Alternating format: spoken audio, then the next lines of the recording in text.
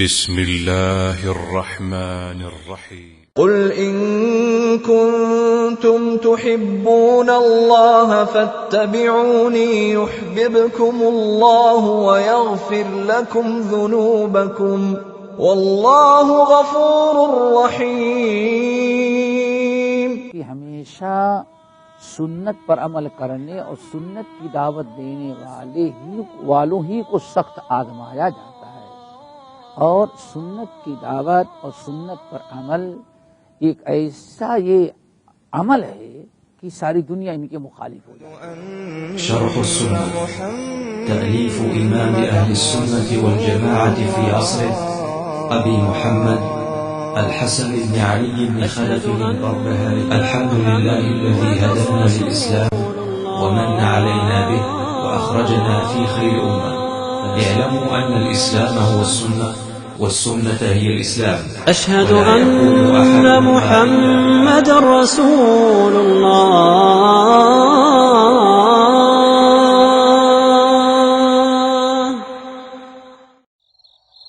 إن الحمد لله نحمده ونستعينه ونستغفره ونعوذ بالله من شرور أنفسنا ومن سيئات أعمالنا. من يهده الله فلا مضل له ومن يضلله فلا هادي له. وأشهد أن لا إله إلا الله وأشهد أن محمدا عبده ورسوله. يا أيها الذين آمنوا اتقوا الله حق تقاته ولا تموتن إلا وأنتم مسلمون. يا أيها الذين آمنوا اتقوا الله وقولوا قولا سديدا يصلح لكم أعمالكم ويغفر لكم ذنوبكم ومن يطع الله ورسوله فقد فاز فوزا عظيما.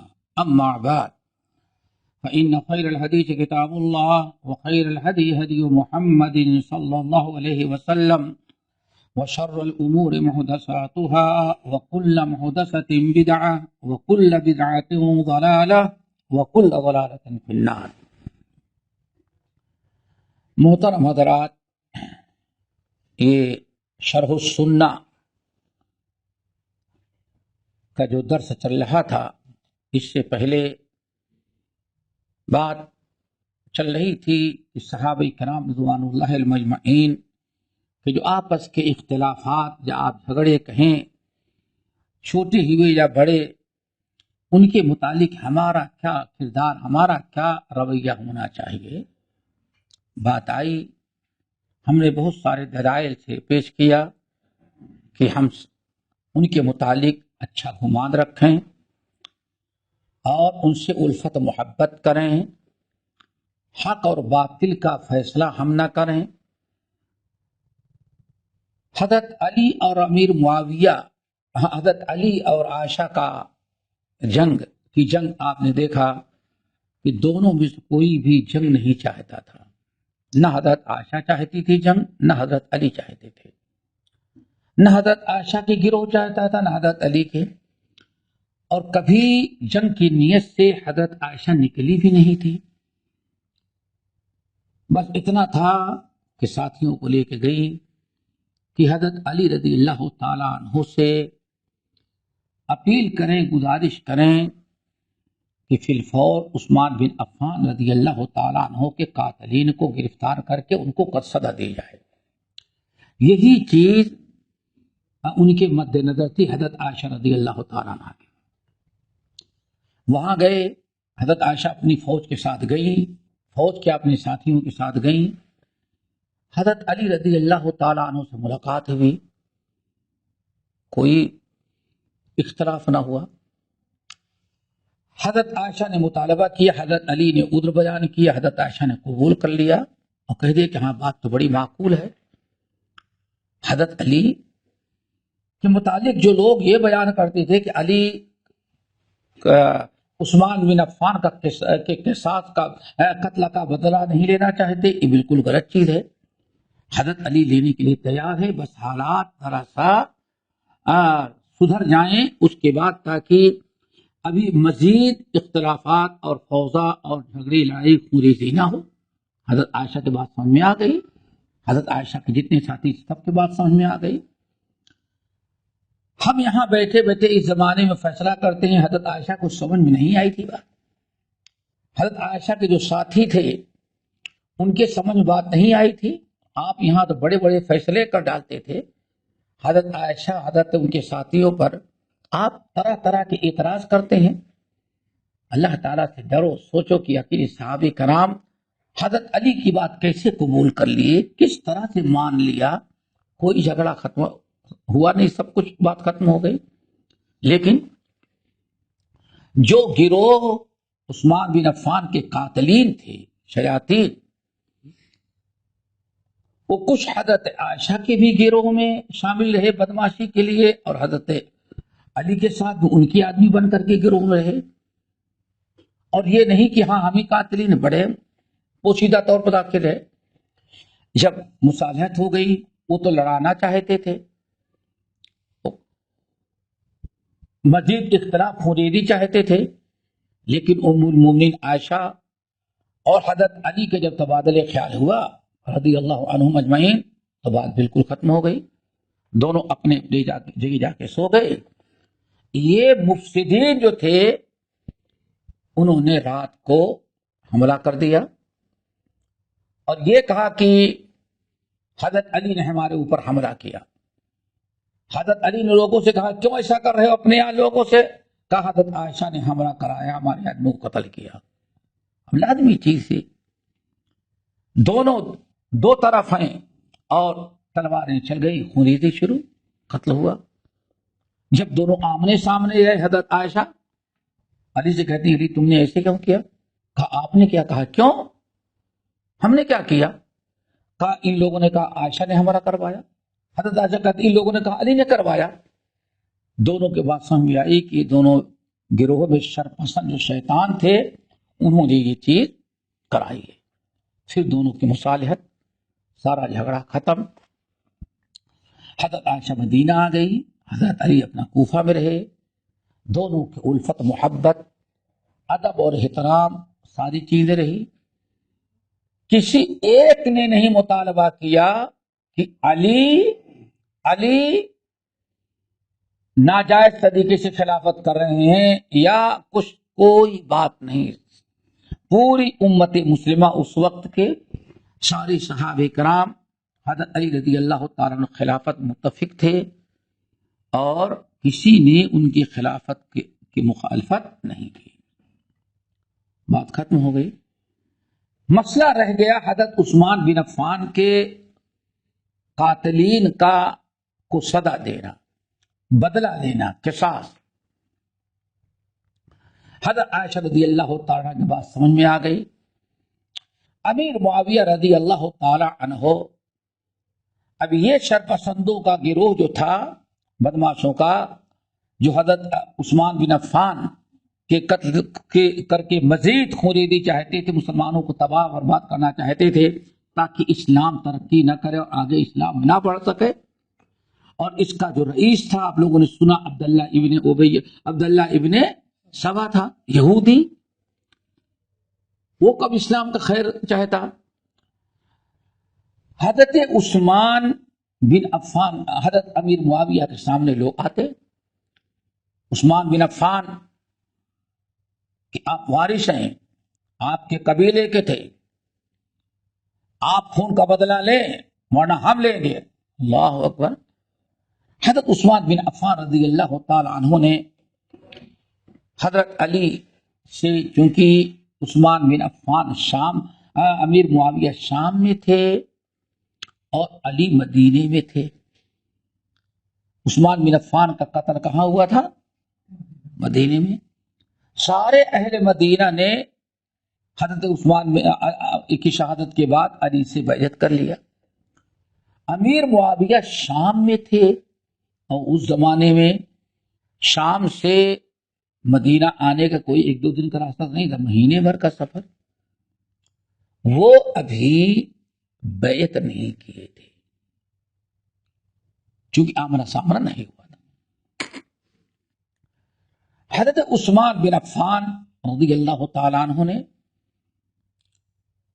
حضرت علی رضی اللہ تعالیٰ عنہ سے مطالبہ کیا کہ آپ خلیفۃ المسلمین ہیں, چونکہ عثمان بن عفان ہمارے قوم اور قبیلے کے تھے، ہر آدمی کے خون کا یعنی بدلہ لینے کا کوئی نہ کوئی ذمہ دار ہوتا ہے، ہم ان کے وارثین میں سے ہیں، ان کے بچے ہمارے ساتھ، ہم چاہتے ہیں کہ آپ ان سے اپنے خون کا قصاص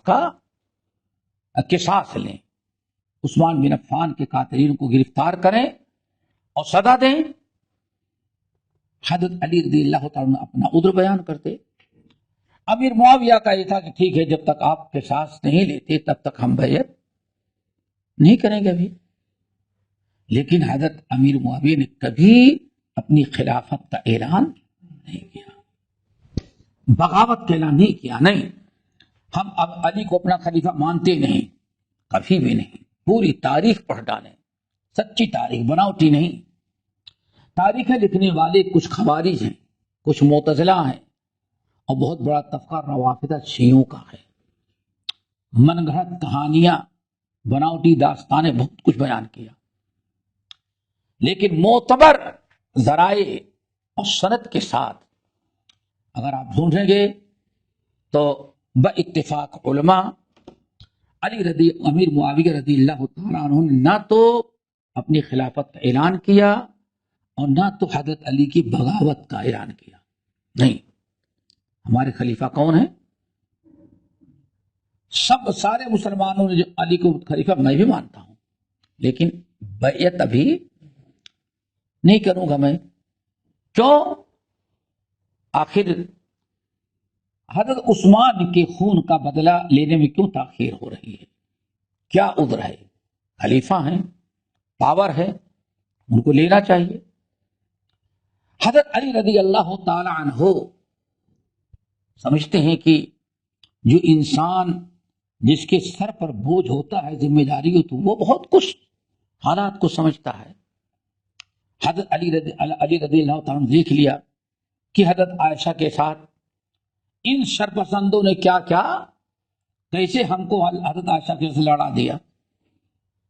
اتنا بڑا توقع یہ ہے، ان کو قابو میں لانا ابھی فی الوقت ذرا سا مشکل ہے، حالات اور سدھر جائیں، کھرے کھوٹے کی پتہ چل جائے کون وہ ہیں اور کون ان سے الگ ہیں۔ وہ تو اسے گتھم مل گئے تھے، وہ داخل ہو گئے تھے عوام میں ملے ہوئے ہیں۔ حکومت یعنی حکومت کے بہت سارے اس سے ملے ہوئے ہیں، نہیں ظاہر کرتے۔ آج آپ دیکھیں، آج پبلک میں گھس کر کے ہیلے بہانے سے حکومت میں اپنا اثر رسوخ رکھ کر کے کتنے ایسے لوگ ہوتے ہیں جو سانپ ہوتے، آستین کے سانپ ہوتے ہیں، لیکن لوگوں کو پتہ نہیں چلتا، ان کی پہچاننے میں کافی ٹائم لگتا ہے۔ حضرت علی رضی اللہ تعالیٰ عنہ کو بھی معاملہ یہ تھا۔ حضرت امیر معاویہ نے کہا نہیں، کافی انتظار کیے، پھر حضرت امیر معاویہ نے بہت سارے لوگوں نے امیر معاویہ کا ساتھ دیا، اکٹھا ہو گئے، اور اس میں وہی بہت سارے لوگ تھے جو عثمان بن عفان کے قتل میں شامل تھے، اور اب بنے کس کے ہیں؟ وہ معاویہ کے۔ تیار ہوئے، دباؤ ڈالا، امیر معاویہ رضی اللہ تعالیٰ کا چلو لڑنا نہیں ہے، لیکن اتنے لوگ پہنچ کر کے، جس کو آپ کو سمجھ سکتے ہیں کہ بالکل قتل و غارت خریدی مقصد نہیں، چل کر کے دباؤ ڈالتے ہیں، بات کرتے ہیں کہ بھائی عثمان بن عفان کے قاتلین کو کب آپ سزا دیں گے؟ یہ اس طرح سے بڑی سی فوج لے کر کے آئے۔ حضرت علی رضی اللہ تعالیٰ کو پتہ چلا کہ چڑھائی کر رہے ہیں، حضرت علی رضی اللہ تعالیٰ عنہ بھی رکاوٹ ڈالنے کے لیے جنگ نہ ہو نکلے، ان کے ساتھ بھی آپس میں کچھ آمنا سامنا ہوا، بات چیت ہوئی، کچھ اطمینان سا ہوا، لیکن سمجھتے ہیں کہ بسا اوقات معاملات اتنے بگڑ جاتے ہیں کہ ان کے سلجھانے کے لیے ایک دو محفل کافی نہیں ہوتی۔ آج تھوڑا سا دیکھیں کوئی آپ کے دو بھائیوں کا لڑائی ہو جائے تو گھنٹوں لگ جاتے ہیں، یہاں تو بڑی دور ریاستیں سمجھ گئے۔ اب امیر معاویہ رضی اللہ تعالیٰ عنہ کا پورا شام اس طرف کے علاقے، کیوں؟ حضرت نبی علیہ السلام کے وفات کے بعد ہی سے حضرت صدیق اکبر کے زمانے سے شام کے گورنری اور وہاں کے حاکم حضرت علی کے بڑے بھائی پہلے تھے یزید بن ابی سفیان، پھر اس کے بعد امیر معاویہ بنے۔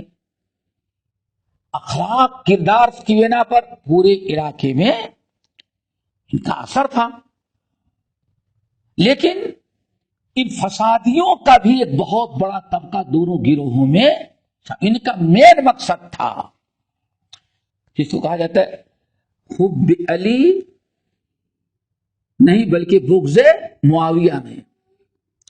مقصد یہ تھا کہ عثمان کی طرح ان کو بھی ختم کیا جائے، ان کو بھی قتل کیا جائے، جڑایا جائے، تاکہ یہ بڑے بڑے جو بنے ہیں نہ امیر معاویہ زندہ رہے نہ یہ ختم کر دیں، پھر ہمارے لیے راستہ بالکل ہمارا مین مقصد یہ تھا ان کا، اور لوگ اس کو نہیں بتاتے۔ مین مقصد یہ تھا کہ تینوں قتل کیا جائے۔ بہرحال جب بات زیادہ بڑھی، دونوں آئے، سامنا ہوا، بات ختم ہو گئی۔ لیکن پھر وہی اچانک شرپسند جو تھے آپس میں ایک سازش کے تحت ادھر اور ادھر، یہ کسی کے پیشانی پر نہیں کہ یہ منافق بدماش کام کر رہا ہے۔ اب دونوں کی جنگ ہو گئی، حضرت علی اور امیر معاویہ کے۔ آخرکار آمنا سامنا ہوا تو مصالحت پر بات ہوئی، مصالحت کے وقت عمرو بن عاص، ابو موسیٰ اشعری، ان لوگوں نے مصالحت کی کوشش کی، اور اس وقت فتنہ کا دبانا جو ہوا یہ کہ ایسا کریں کہ علی اپنا ادھر حکومت، لڑنے جھگڑنے کے بجائے کوفہ سے لے کر کے مدینہ پورا حجاز علی اپنا خلیفہ رہیں، اور شام مصر ان علاقوں میں امیر معاویہ کو امیر بنا دیا جائے تاکہ مسئلہ ختم ہو جائے۔ پھر امیر معاویہ امیر بن جائے تو پکڑ کے سزا دے اپنا، کن کو؟ بات ختم ہو گئی، کوئی جھگڑا نہیں، دونوں اپنی اپنی جگہ پہ قائم رہے، دونوں اپنی جگہ پہ قائم ہے، نہ کوئی مار پیٹ ہے، نہ جھگڑا ہے، نہ کوئی آپس میں کوئی اتنی عداوت ہے۔ چند آدمیوں نے، دونوں کے ججوں نے مل کر کے جب فیصلہ کر دیا، ختم ہو گئی۔ 6 مہینے کے بعد علی رضی اللہ تعالیٰ اب جب دیکھے کہ لڑائی تو نہیں ہوئی اور دونوں زندہ ہیں، پھر ان خوارج نے جو بلوائی تھے عبداللہ بن سبا کے گروہ، اب ان کی نگاہ میں 3 لیڈر تھے، 3 بڑے مسلمان، یعنی جو اس وقت پوری دنیا پر کنٹرول کرنے کے لائق، ایک علی، دوسرے معاویہ، تیسرے عمرو بن عاص۔ تو ان تینوں نے مل کے کہا کہ ان تینوں تھے، اب ان شیطانوں نے میٹنگ کیا کہ ان تینوں کو قتل کر دیا جائے۔ دیکھا مقصد، اگر علی اور معاویہ کی مصالحت ہوتی تو یہ نہ کرتے، ان کا مقصد تو یہ تھا کہ ان کو آپس میں لڑانا اور یہ سب ختم ہو جائے تو حکومت اپنے ہاتھ میں آ جائے۔ باتیں نہیں آئی، عبداللہ بن سبا گروہ یہ چاہتا تھا، مین مقصد یہ تھا، نہ علی سے محبت، نہ معاویہ سے، نہ عثمان سے، بس بہانہ بنایا گیا مسلمانوں کو کی قوت توڑنے کے لیے۔ پھر 3 آدمی، تینوں خارجی مقرر ہوئے، اور تینوں کا ایک ہی دن میں تینوں کو ختم کیا جائے. دیکھا شیطان ہوگا. تینوں کو ایک ہی دن ختم کیا اور سب کو فجر کی نماز اندھیرے میں. فجر کے بعد نماز. پہلے تو روڈوں پہ لائٹ رہتی نہیں تھی اور اول وقت ہے. ابھی آپ اپنے ہاں چونکہ آپ اہل حدیث ہیں محلے میں آج بھی اہل حدیثوں کے ہاں فجر کی نماز ختم ہوتی ہے تو اندھیرا رہتا ہے, آدمی نظر نہیں آتا. اول وقت ہوتی ہے, غرض میں ہوتی ہے. ہماری اہل حدیث کی نماز ہو جاتی ہے شفافے کی, پھر اس کے بعد بھائیوں کی اذان ہوتی ہے اور ہم لوگ چائے پی کے فارغ ہوتی ہے, تب ان کی نماز شروع ہوتی ہے نا. اول وقت تینوں کو ایک ہی دن نماز فجر میں ختم کیا. دیکھیں کتنی بڑی سازش. آخر اگر ان کو عثمان بن عفان کے خون سے محبت تھی تو معاویہ کیوں قتل کی؟ حضرت علی سے دشمنی تھی نا کہ علی خون کا بدلہ نہیں لے رہے ہیں, معاویہ تو لینے کے لیے تیار تھے. عمرو بن عاص ان کے رائٹ ہینڈ تھے. ان دونوں کو کیوں قتل کیا جائے؟ مقصد یہ تھا کہ یہ بااثر یہ تین ہیں عہدے پر, ان تینوں کو ختم کر دیا جائے اور فوراً سیٹ پر ہم قبضہ کر کے حکومت بنا لیں اپنی. مین چیز وہی تھا جو آج ہو رہا ہے. اللہ حضرت علی پر تو قتل کرنے میں کامیاب ہوا. امیر معاویہ بیمار تھے, اس دن مسجد میں نہیں آئے. عمرو بن عاص پر قاتلانہ حملہ ہوا لیکن وہ بچ گئے. لیکن علی کا وقت پورا ہو چکا تھا, بالکل جو ٹائم فکس کیا تھا تینوں نے. حضرت علی کا قاتل گرفتار ہوا, پکڑ کے لایا گیا تو شاید زندگی میں اس خبیث کو کبھی اتنی خوشی نہیں رہی.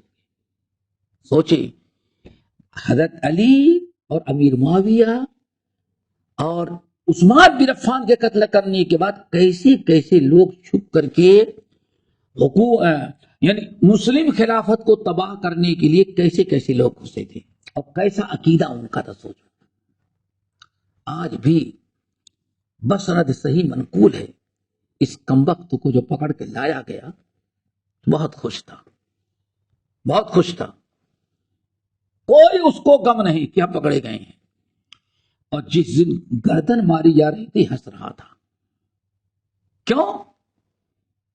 کہا کہ ہمیں بڑا فخر ہے کہ ہم نے دنیا کے سب سے بڑے کافر کو قتل کیا ہے. اب اس کا کتنا بڑا اجر و ثواب اللہ دے گا وہ تو قیامت دے گا. یہ اس کا جملہ تھا کہ ہمیں اس بات پر خوشی ہے کہ دنیا کے سب سے بڑے کافر کے قتل کرنے کا اللہ تعالیٰ نے موقع ہمیں دیا.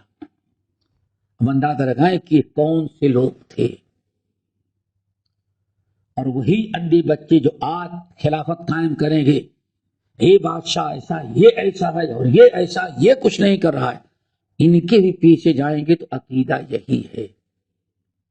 ابھی ان کے سردار کی بہو کی فوٹو گھوم رہی آج کل واٹس ایپ پر.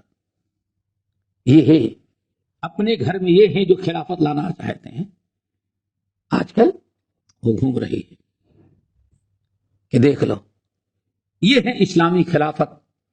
اور مسلم حکام کے عورتوں کو لائسنس دے کر کے ذرا دیکھو کیا کیا انہوں کیا ملک میں رہا ہے, اور اپنے گھر کی خبر نہیں. کیوں؟ مقصد ان کا اسلام نہیں ہے, مقصد ان کا کرسی حاصل کرنا ہے, ورنہ اسلام تو ان کے دل و دماغ میں ہے ہی نہیں ہے. آزادی ہے, بے دینی. حضرت علی رضی اللہ تعالیٰ شہید ہو گئے, قتل کیا گیا. حضرت علی رضی اللہ تعالیٰ کے شہید ہو جانے کے بعد امیر معاویہ بھی اپنی جگہ پر رہے. نہ کوئی لڑنا ہے نہ کوئی جھگڑنا ہے, بلکہ روایتوں کے اندر بڑا عجیب سا حادثہ پیش آیا جو سننے کے لائق ہے.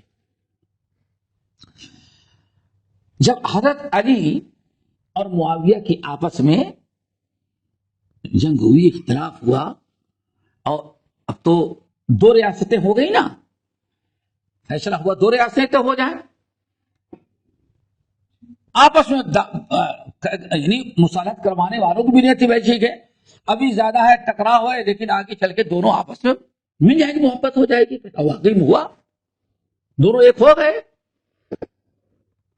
مصالحت کروانے والوں کی نیتوں پر بھی ہمیں اعتراض نہیں کرنا چاہیے، اور آج کرتے ہیں. اللہ اکبر. حضرت علی کی عثمان اور علی اور امیر معاویہ کے جب بٹوارا ہو گیا، ملک تقسیم ہو گئے، خلافت 2 حصوں میں، تو بہت سارے روم کے جو علاقے حضرت عثمان بن عفان کے ابو عمر فاروق کے زمانے سے لے کر عثمان بن عفان کے زمانے تک جو فتح ہوئے تھے، وہ روم کے بہت سارے علاقے حضرت علی کے حصے میں آئے تھے. رومی بادشاہ نے سوچا بہت اچھا موقع ہے، اب تو یہ آپس میں لڑ گئے ہیں، اور ایسی ابھی ان کی خانہ جنگی ہوئی ہے کہ ایک دوسرے کی مدد تو نہیں کریں گے، آدھے ہی ادھر آدھے ادھر. تو سب سے اچھا ہے کہ ہمارا وہ بہت سارا حصہ رومی حکومت نے سوچا علی کے جو قبضے میں حملہ کر کے اس کو آزاد کرا لیا. علی کتنا مقابلہ کریں گے؟ امر نبی صاحب آپ ان کے ساتھ ہیں، اور کیا کریں گے، آزاد کرا دو. تو اس نے جنگ کی تیاری کی، اور یہ خبر حضرت امیر معاویہ کو لگ گئی کہ روم اسلامی خطے جو روم کے سے مسلمانوں فتح کیے ہیں ہمارے بھائی علی کے قبضے میں ہیں، روم اس کو واپس لینے کے لیے چڑھائی کرنے والا ہے. اللہ ذرا سوچیں، جھگڑتے تھے لیکن جھگڑوں میں شر تھا، خلاف آستی سے خوش آئندہ تر تھا. علامہ علی کہتے ہیں ان لوگوں کی لڑائیاں جو تھی تمہارے جیسے نہیں تھے، جھگڑتے تھے لیکن جھگڑوں میں شر تھا، خلاف آستی سے خوش آئندہ تر تھا. ان کے اختلافات تمہارے مصالحت سے بھی زیادہ خیر و برکت والے ہوتے تھے. حضرت امیر معاویہ نے فوراً آ کر کے روم کو للکارا، کہا اے رومیو، تم ہمارے اور ہمارے بھائی علی کے اختلاف سے فائدہ اٹھا کر کے ان کے کچھ علاقے جو تمہارے ان کے قبضے میں اس کو تم آزاد کرانے کے لیے ہمارے بھائی علی پر حملہ کرنا چاہتے ہو. اے رومیو سن لو، اللہ کی قسم، اگر تم نے ہمارے بھائی علی کی طرف رخ کیا تو علی کے فوج کا سب سے پہلا سپاہی اگلا جو تم سے لڑنے والا ہوگا وہ علی کے بھائی میں معاویہ ہوں گا. واللہ یہ مورخین جو بصرہ صحیح واقعہ نقل کرتے ہیں سند کے ساتھ، اس سے اندازہ لگائیں کہ جس انداز سے آج لوگوں نے پیش کیا یہ حالات نہیں تھے. بہرحال حضرت علی کا انتقال ہوا، لوگوں نے امیر معاویہ حضرت حسن رضی اللہ تعالیٰ عنہ کو خلافت خلیفہ بنا لیا، خلیفہ ہو گئے، سارے معاملات درست. حضرت 6 مہینے تک حضرت علی کی وفات کے بعد 6 مہینے تک حضرت امام حسن رضی اللہ تعالیٰ عنہ خلافت کرتے رہے. 6 مہینے کے بعد انہوں نے اپنی خلافت حضرت معاویہ کو سپرد کر کے کنارہ کشی اختیار کر لی. کچھ تھوڑی سے نوک جھونک خلافت کے بعد ہوئی. شرپسندوں نے پھر دونوں طرف کے لوگوں کو آمادہ کیا. کیوں؟ ان کی حویث پوری نہیں ہوئی تھی. جو چاہتے تھے کون؟ عثمان بن عفان کے قاتلین، اصل جو تھے شیطان، ان کی حویث مقصد پورا نہیں ہوا تھا. تو حیرت ہوتی ہے، آپ تاریخ پڑھیں اور روایتیں پڑھیں، اہل سنت والجماعت کے سلف کے منہج پر جو تھے انہوں نے تاریخی شواہد پیش کیا جو سن کر کے دنگ ہوں گے. حضرت علی، حضرت حسین ایک لشکر لیے اور امیر معاویہ کے سے تبادلہ خیال کے لیے جا رہے تھے. کچھ پتا چلا کہ شر پسر آپس میں کیا کر رہے ہیں, لڑانا چاہتے ہیں. ابھی حضرت عثمان امیر معاویہ سے کئی 100 کلومیٹر دور تھے حضرت حسین, ادھر حضرت علی نے بھی, امیر معاویہ انہوں نے بھی سوچا کہ ہم بھی نکلتے ہیں, حسین کس نیت سے, حسن کس نیت سے آ رہے ہیں, ہم بھی نکلتے ہیں. لیکن ایک لیٹر لکھ کر کے بھیجا, اور یہ تاریخ بڑی اہم ہے, یاد رکھنا. حضرت علی نے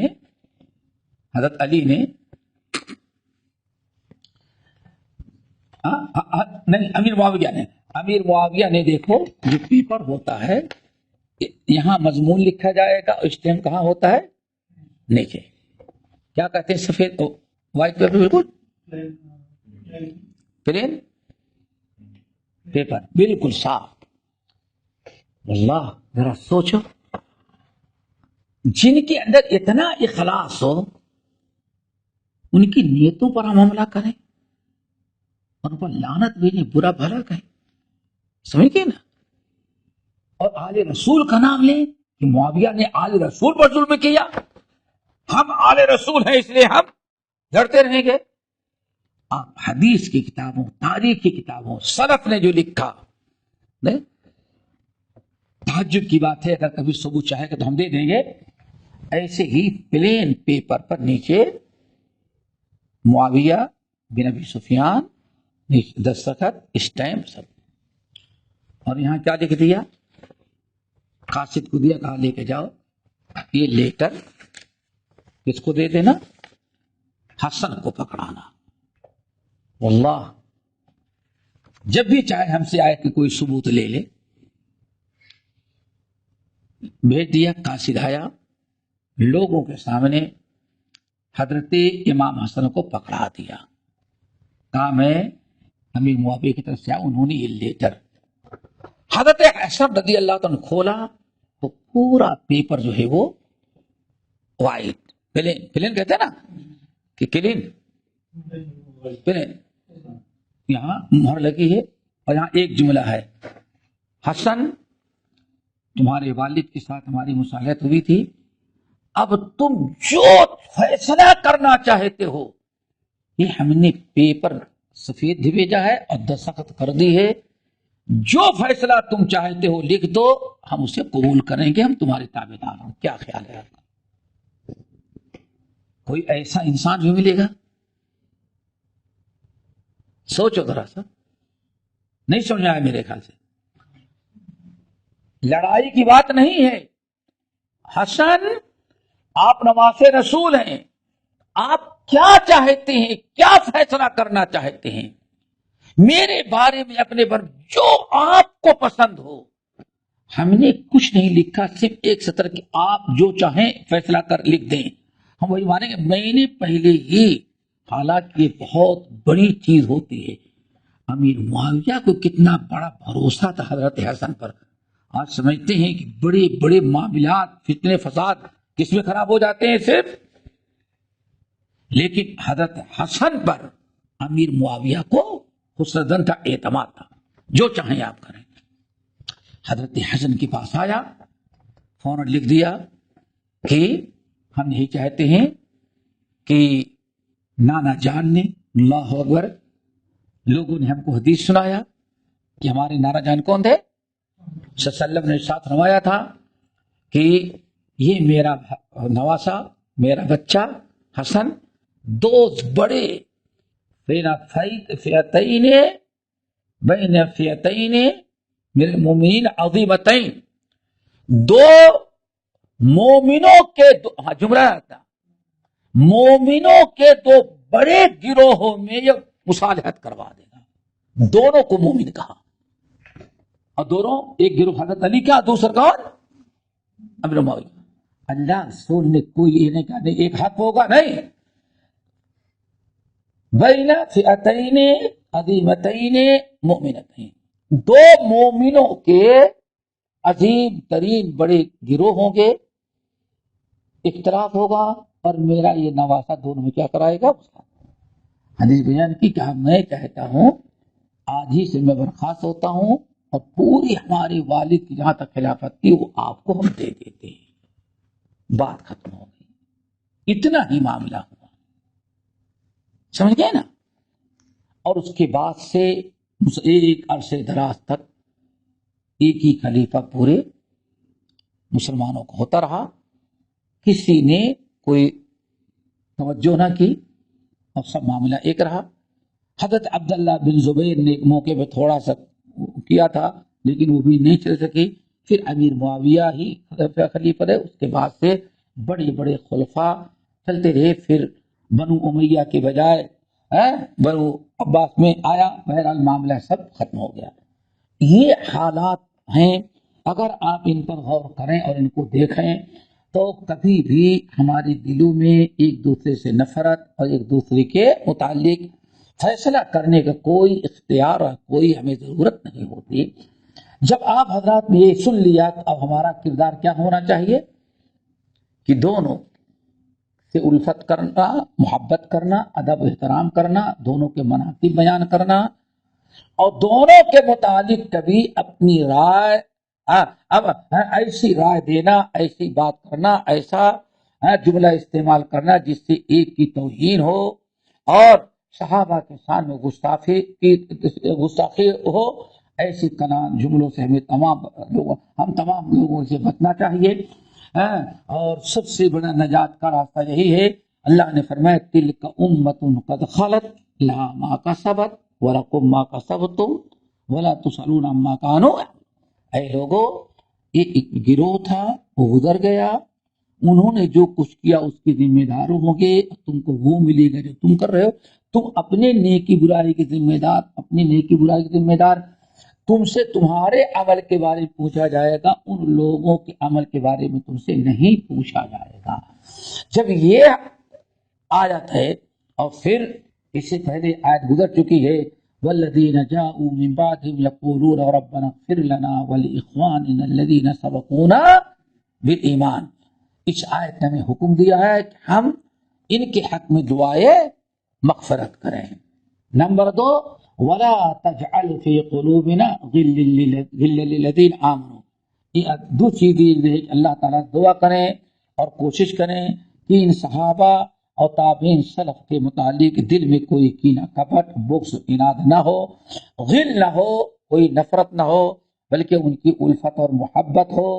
اللہ تعالیٰ سے دعا کریں کہ ربنا انک رؤوف الرحیم، اے اللہ رؤوف الرحیم ہے۔ بہت ساری آیات ہم نے سنا دیا ہے، پیش کر دیا ہے، جس میں صحابہ کی مغفرت کا، بخشش کا اور ان کے درجات کا سارا تذکرہ اللہ تعالیٰ نے کتاب میں اور نبی علیہ سنت میں کیا ہے۔ یہ اسی پر ہم یہ چیپٹر جو ہے ختم کرتے ہیں، باقی انشاءاللہ اگلا چیپٹر ہمارا ہے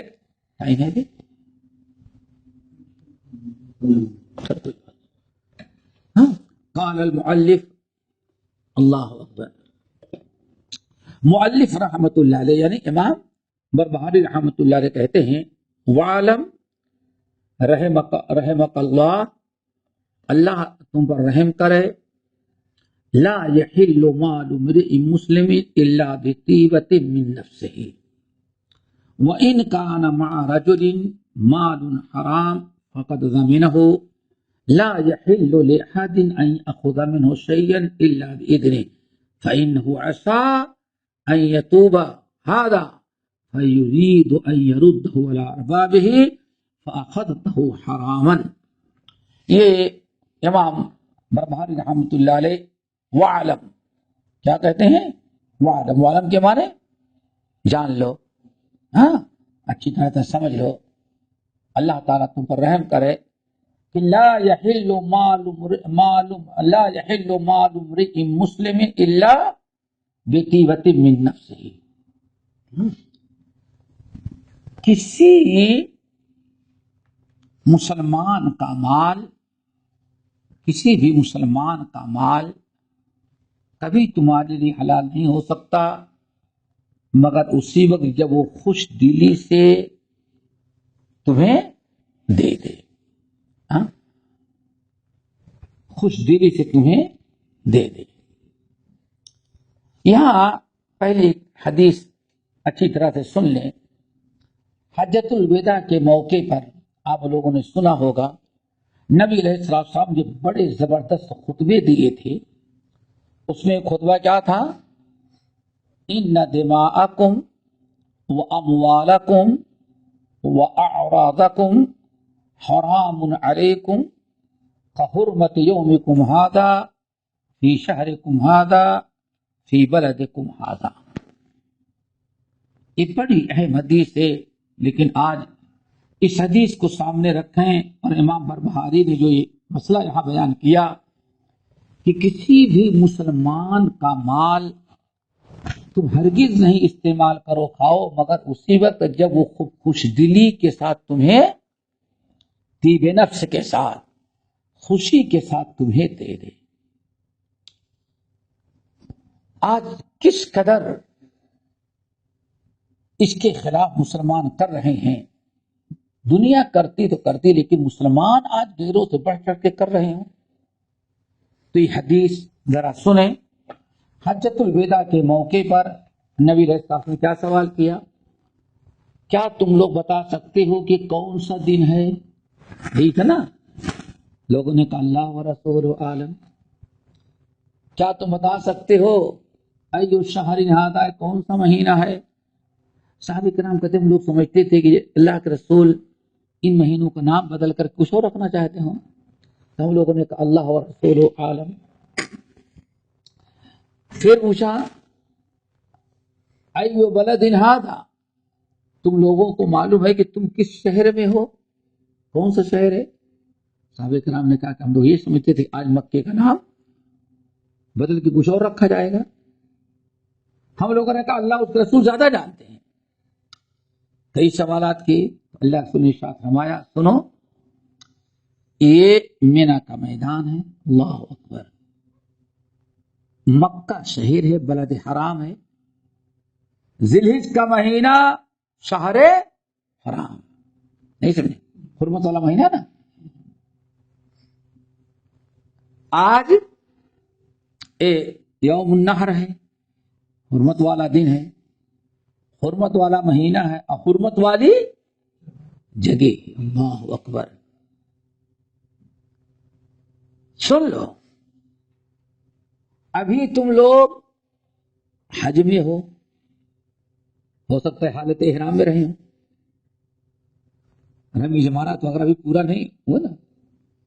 تو اللہ کے نبی علیہ السلام فرمایا سنو، آج جیسے تم لوگ احرام کی حالت میں ہو، احرام کی حالت میں گناہ ہر موقع پر حرام ہے، اب بہت بڑا جرم ہے.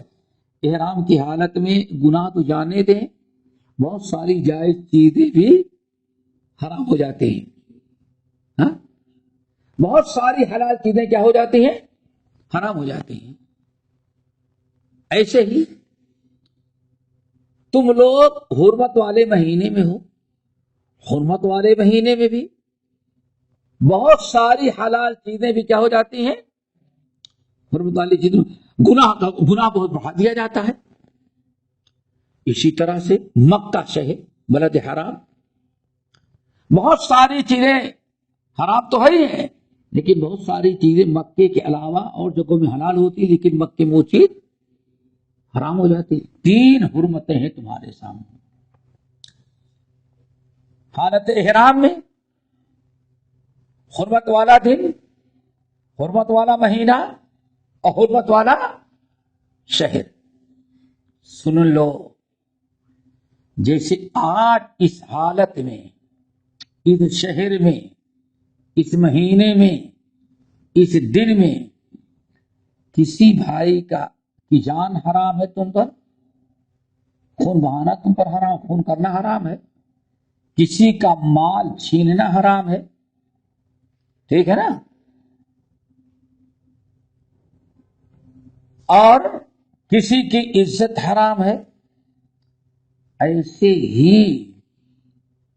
ہی یہ تینوں چیزیں دنیا میں کہیں بھی رہو گے، کہیں بھی رہو، کسی بھی مہینے اور کسی بھی دن میں رہو گے ویسے ہی اللہ نے حرام کیا ہے جیسے اس وقت حرام ہے. حدیث سمجھ آئی؟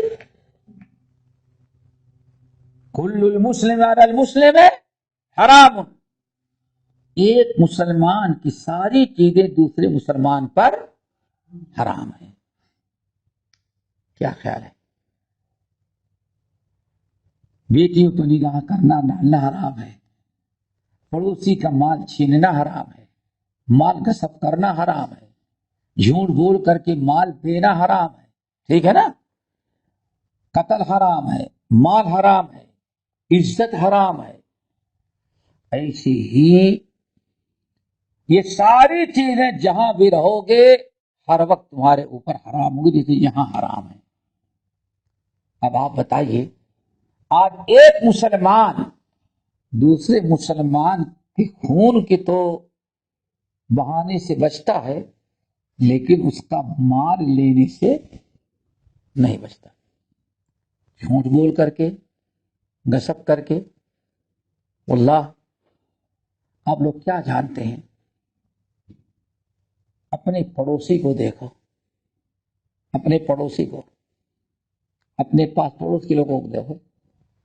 تمہارے بازو میں اس کی زمین، اس کا گھر ہے تو سوچتا ہے کہ ہر وقت تھوڑا نہ تھوڑا آگے بڑھ بڑھ کر کے شریف لوگ ہوں گے تمہارے ہاں نہیں؟ کیا خیال ہے بھائی؟ تمہارے ہاں شریف لوگ ہوں گے. ہم جانتے ہیں واللہ تہجد گزار، حاجی، نمازی،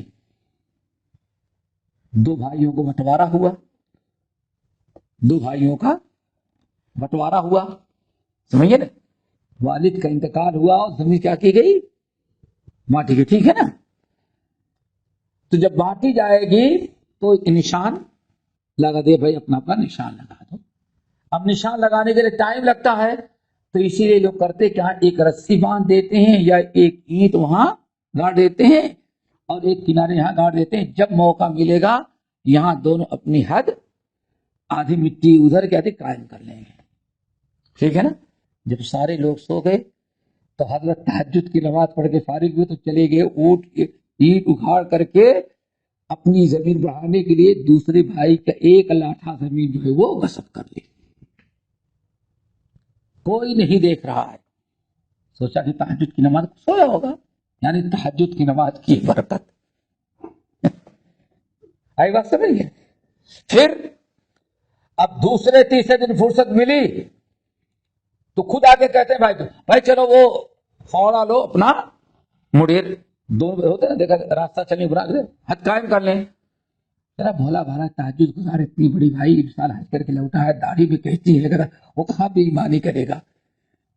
بہرحال باندھ بنا دیا اور ایک عرصے تک کھاتے رہے. تو کبھی ایسا ہوتا ہے گورنمنٹ کے بھی پلان بدلتا رہتا ہے. آج پیمائش ہے، 10 سال 20 سال کے بعد کوئی قانون بدل گیا، پیمائش پھر کی جائے گی. پیمائش سمجھتے ہو نا، ناپنا. اب آئے تو پتا چلا کہ اتنی زمین تمہاری ان کے یہاں نکلتی.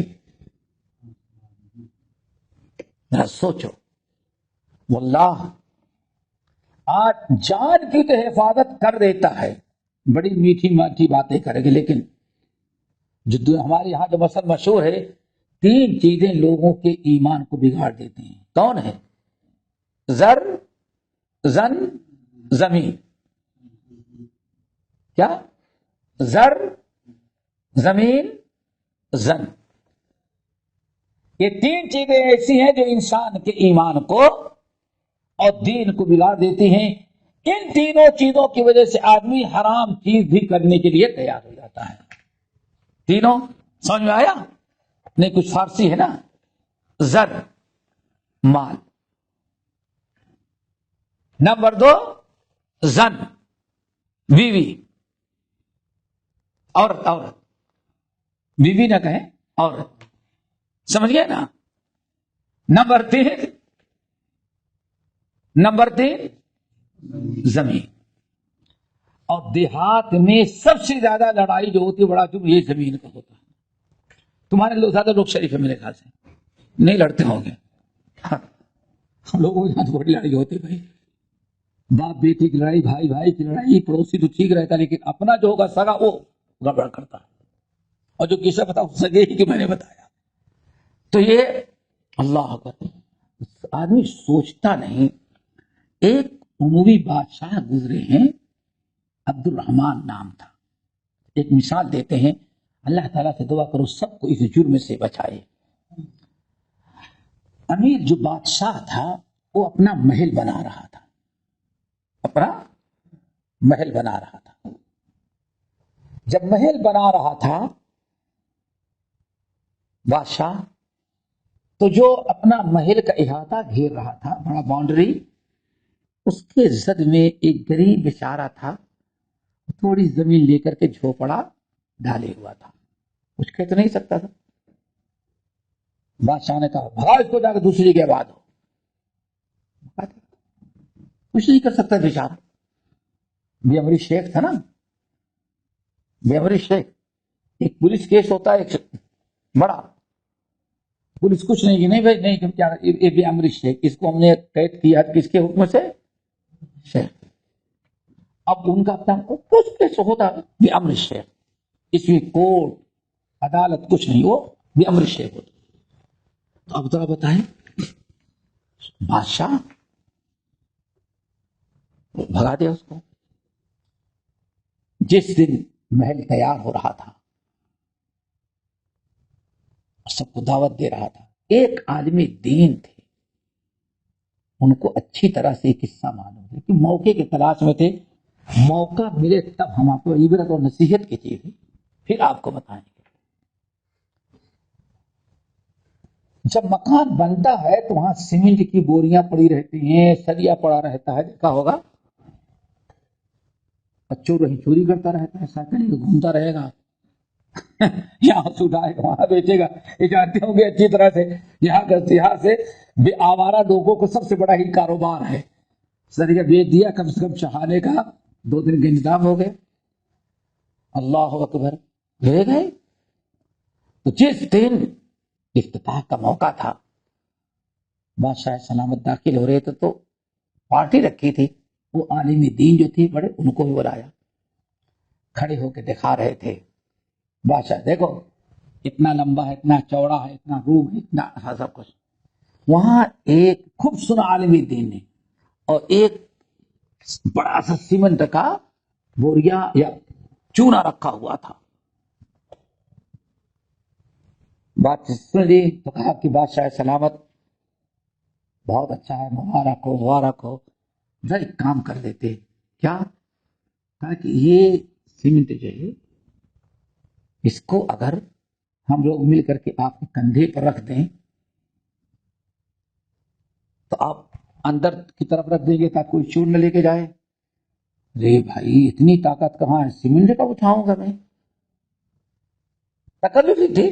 پرانے علماء جو دربار میں تو موقع میں دیکھ کے کیا کرتے تھے؟ نصیحت کرتے تھے. جب بادشاہ نے ہمت ہار دی، موقع ملا، کہا بادشاہ سلامت ایک بوریا مٹی اور سیمنٹ اور ریتا اٹھانے کی طاقت آپ کے اندر نہیں ہے؟ کہا بھائی ہمارا کام نہیں، مزدوروں کا کام ہے. کہا اچھا، یہاں اتنی دور میں غریب کا جو جھوپڑا تھا یہ کتنا ہے؟ ارے 10 فٹ 15 فٹ. کہا کہ یہ بوریا تو آپ نہیں اٹھا سکتے، تو اتنا بڑا بوجھا قیامت کے دن کیسے آپ اٹھائیں گے، کیسے آپ بڑا؟ کہا کیا مطلب؟ کہا کہ اللہ کے نبی نے فرمایا جس نے کسی کی ایک جتنی زمین ہڑپ کیا، یہ پہلی زمین، اتنا حصہ 7 زمینوں کا. کتنا؟ 7 زمینوں کا اتنا ٹکڑا لا کر کے اس کے سر پر ہاتھ میں رکھا، چل کے دکھا. تو نے اپنے سے کمزور کی زمین ہڑپ کے چل کے دیکھا. اللہ سے فرمایا وہ چلنے کی طاقت نہیں ہوگا، یہی جہنم میں جانے کا ذریعہ ہے. ایسی بہترین موقع کی نصیحت کی. بادشاہ زاروں قطار رونے لگا اور اس عالم دین کو گلے لگایا اور کہا میں ابھی اس کی زمین کا کفارہ دیتا ہوں. غریب کو لایا، معافی مانگی اور کہا اگر چاہے تو کہا کہ نہیں اچھا اس کی ڈبل زمین فلج دے. میرے بھائیو آج آپ کیا سمجھتے ہیں زر، زن اور زمین. یہاں کل المسلم، آج مال، یہ اس کو کیسے غصب کیا جاتا ہے؟ آج بڑی بڑی کمپنیاں بنی ہیں، اچھا، دغا بازی کے ساتھ. آج موبائل آتا ہے نام کا، ہاں ہاں ہاں، کتنے کتنے پیسے. سوچو، آدمی کے دل میں ڈر نہیں ہے کہ جیسے اس کا خون حرام ہے ایسے ہی اللہ نے اس کا مال بھی ہمارے اوپر حرام ہے.